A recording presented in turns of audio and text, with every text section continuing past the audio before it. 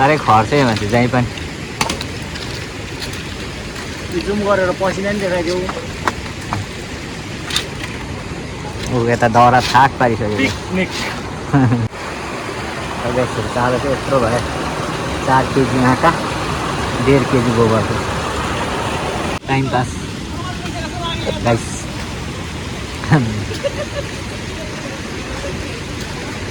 साह्रै खर्चै मान्छे जहीँ पनि ल गाइसहरू कस्तो भएछ नम्बर 1 निस्क्यो निस्क्यो निस्क्यो निस्क्यो निस्क्यो गाइस लो पोलेर खाने हुँदैन पोलेर हो सुबोध बल्ल दुध बनाइसके माछा चाहिँ त्यो माछा चाहिँ गाइस केटाहरूले पोलेर नि के त्यो चाहिँ चारो ब्रोइलरको खुट्टा आलो आलो यस्तो निक्ल्यो त्यसै टोल्यो त्यस्तो नि यार पसिना पसिना भयो गाइस यस्तो अप्ठ्यारो बाटो छ उकालो यस्तो राति झन् यस्तो देख्दछ नमस्ते सबैजनालाई फेरि पनि स्वागत छ मेरो अर्को ब्लगमा आज चाहिँ गाइसहरू हामी पिकनिक खेल्न आइरहेको छौँ हो कहाँ भन्दा थाहै भयो होला जलढाकामा फेरि पनि गाइस के सर माछा मार्नु गएको भन्दा चाहिँ आज चाहिँ रमाइलो गर्न आयो आज चाहिँ पिकनिक खेल्न आएको हल्का टाइम पाएर गाइसहरू लास्ट समयहरू साथ दिनुहोस् ए माछा नमार्ने भन्दा नि सोल्टी सिकारीको त्यो नर्वेनु थालिहाल्यो यता गङ्गे चुला बनाउनु केटाहरू दाउरा खोज्ने यस्तो छ हो आज निकै आएको गाइसहरू ब्रोइलर सैलर ल्याएर माछा खालि माछा खाने न्युले आइन्छ हो गाइसहरू तर माछा चाहिँ कहिले पनि नपर्ने आज चाहिँ ब्रोइलर ल्याएरै आएको रोटी बनाइन्छ अब रोटी बेलेर खाइन्छ र गाइसहरू आजको मौसम त्यस्तो भइरहेको छ जहिले यस्तै हुन्छ हामी आएर त्यसले चाहिँ माछाको लागि चारो बनाउँदैछु माथितिर दाउरा खोज्दैछु गाह्रो छ गाइसहरू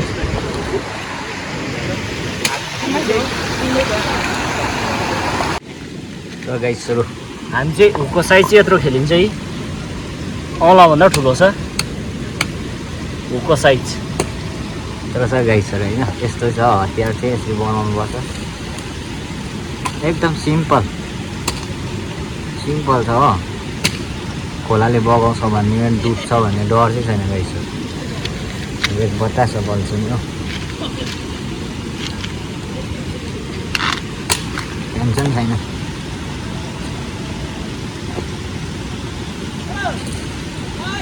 टाइम पास गाइस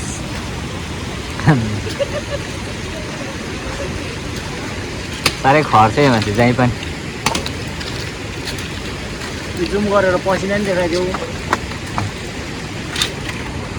ऊ यता दाउरा थाक पारिसक्यो पिकनिक यो केटा चाहिँ हिजो अस्ति देखाउनु थालेको आम्मा चारो मुस्नु चाहिँ दामी भएको छ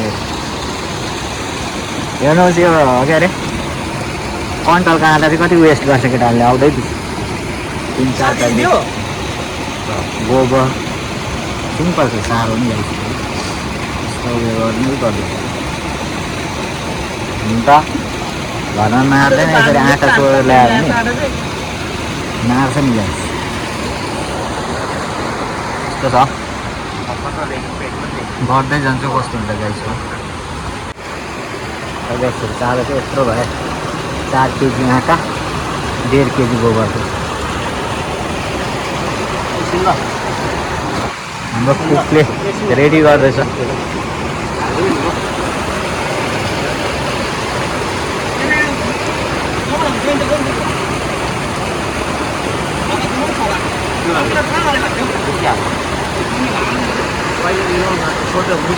गाइसहरू हाम्रो हेलमेट रेडी भइसक्यो चारो पनि डिभाइड भयो आफ्नो आफ्नो यहाँनिर अब हाम्रो भातको लागि पानी पनि बसाइसकेको छौँ गाइसहरू मसला ससला एउटा चाहिँ साह्रो मिस्टेक भएछ गाइसहरू प्याज र टमाटर चाहिँ ल्याउनै बिर्सिएछ र गाइसहरू मैले चाहिँ यहाँ धुको हालिरहेको छु माछा पला सेवा दिनुलाई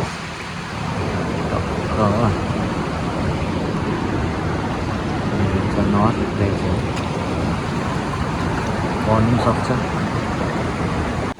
हाम्रो कुखुरा सुक्रा काटेर रेडी भइसक्यो गाइस। अब सब्जीको लागि तयारी छ।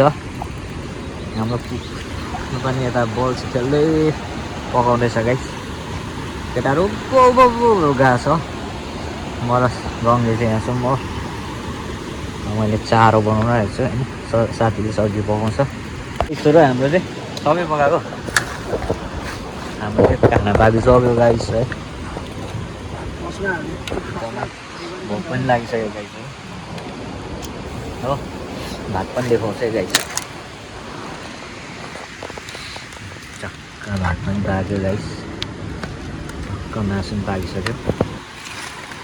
साथी चाहिँ हाम्रो एकदम स्पेसल कुक आजको लागि। केटाहरू त्यहीतिर छ। यस्तो छ गाइसहरू।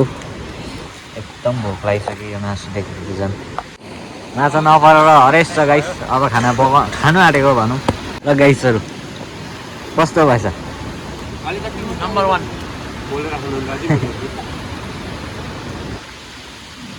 माछा त मारेको पोल्ट्री ल्याएर मात्रै गाइस। नत्र भने त खत्तम हुन्छ। पोल्ट्री आवाज हिरो कहाँ हो हरायो? खोइ पस्का छैन मलाई चाहिँ। अरे हो पक्का यो गाइसले चाहिँ ल्याएर जस्तो छ।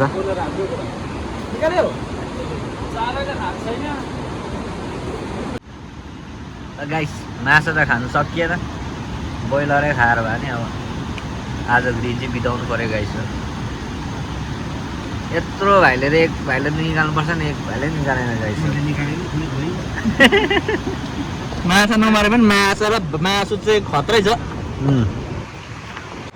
भात सात खाएर नि फेरि बल्छीतिर गाइस लाग्यो। रात पनि पर्न आँटिसक्यो। घाम मर्नु आँटिसक्यो गाइस हो। यहाँ सक्क नअर्छ।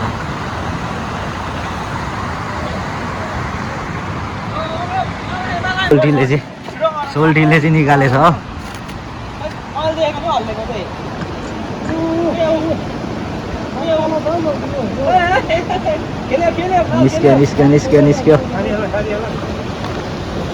निस्क्यो गाइस।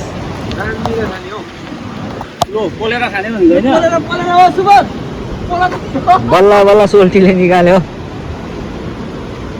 अन्डामै खास पोलेर खाने भन्दैछ हो। पोलेर खाइहाल्दैन केटाहरू। अहिले भात खाएर बसेको। त्यो माछा चाहिँ गाइस केटाहरूले पोलेर नि के त्यो चाहिँ चारो ब्रोइलरको खुट्टा। त्यस्तै नि आज कसैले लानु पाउँदैन आज माछा। लुकाइनमा त्यो कप्लाको लु गाडिहाल्नु पर्ने। पाउँदैन पनि त्यो चाहिँ हुनुपर्छ नि खा। अहिले त्यत्रो भात खाएर लगेर पाक्यो। खाऊ को खाने? कहाँ पाक्छ यतिखेर?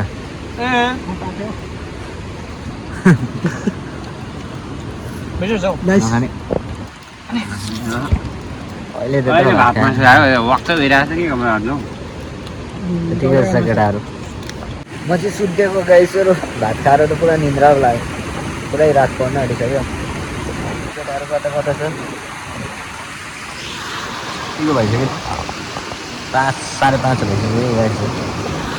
पुरा निन्द्रा लाग्यो। घर अब सम्झेर अब हरेसबाट गाइस। र गाइसहरू अब घरतिर लाग्यो। हो 4 भाइ चाहिँ उतै छोड्यो। हामी 2 भाइ चाहिँ घरतिर लाग्यो गाइस। केटाहरू अझै खेलेर आउनेर मैले पनि एउटा निकालेँ गाइस। त्यो चाहिँ भिडियो गर्नु बिर्सेछु। पसिना भयो गाइस। यस्तो अप्ठ्यारो बाटो छ। उकालो यस्तो राति जानु यस्तो देख्दछ। तलै छोड्यो एकजना छ। पवल चाहिँ तलै छोड्यो गाइस। हिँड्ने बानी छैन। क्या अप्ठ्यारो छ कि बाटो चाहिँ।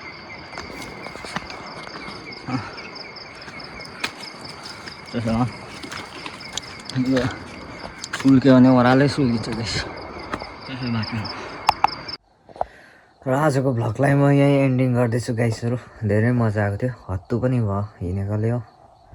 अन्त लास्टसम्म हेरेर साथ दिनेहरूलाई धेरै धेरै धन्यवाद guys. Love you all, keep support guys. Thank you for watching.